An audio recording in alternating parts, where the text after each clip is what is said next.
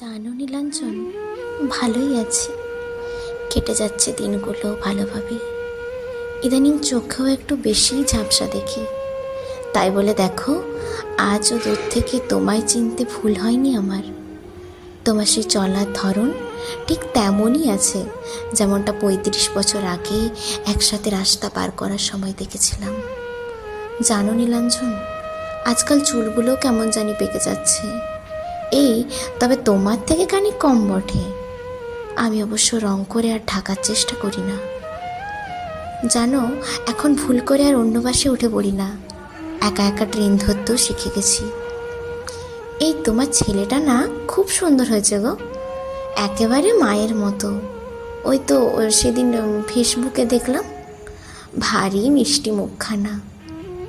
এই নীলাঞ্জন, তোমার উনি কি আমার মতোই তোমাকে বারবার চুল কাটতে বারণ করে? জানি হয়তো এতগুলো বছরে তুমি অভ্যাস পাল্টে ফেলেছ।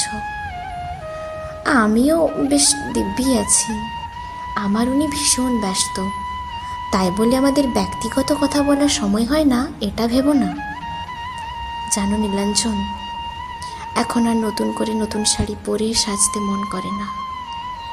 এখন আর কেউ জিজ্ঞাসা করে না তুমি খেয়েছো।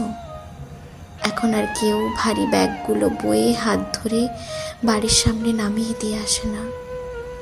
এখন আর কেউ জিজ্ঞাসা করে না তুমি ঠিক আছো তো।